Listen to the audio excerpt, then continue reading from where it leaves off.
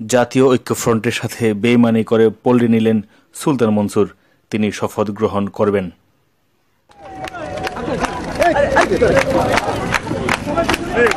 চলুন জেনে নেই কে এই সুলতান মনসুর।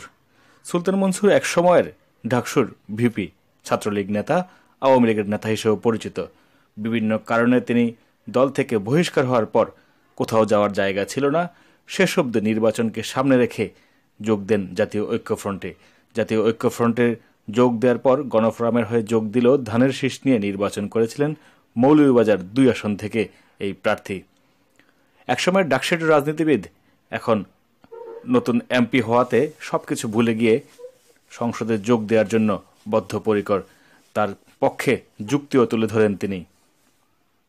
আমার প্রথম দায়বদ্ধতা হচ্ছে আমার সংসদীয় এলাকার জনগণ যারা আমাকে ভোট দিয়ে নির্বাচিত করেছে, শত প্রতিকূল অবস্থাকে মোকাবেলা করে মানুষ আমাকে ভোট দিয়ে পার্লামেন্টে পাঠিয়েছে। কাজেই শপথ নেওয়া হচ্ছে আমার প্রাথমিক দায়িত্ব। আজ থেকে 15-20 দিন আগে প্রেস কনফারেন্সে বলেছেন যে এখান থেকে নির্বাচিত যারা হয়েছেন তাদের ভূমিকা ইতিবাচক হবে। তিনিও বলেছেন, আপনারা জানেন। ব্যক্তিগতভাবে আমাকেও তিনি বলেছেন প্রস্তুতি নিতে। আমি যখন সুস্থ হই আমি অবশ্যই শপথে আমি অংশগ্রহণ করব।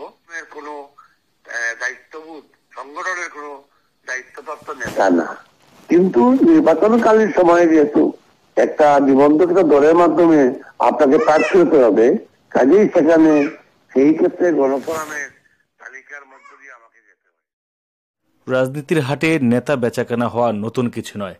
এবারও চড়া দামে বিক্রি হয়ে গেল এই অচল মালটি, যার কারণে ক্ষোভ এবং নিন্দার ঝড় বইছে বিএনপি এবং ঐক্যফ্রন্টের মধ্যে। বিএনপি এবং ঐক্যফ্রন্টের মোট 7 জন বিজয়ী হলেও কেউ শপথ না নিলেও তিনি নিচ্ছেন। এমপিত্বের লোভ ছাড়তে পারছেন না আসলে তিনি।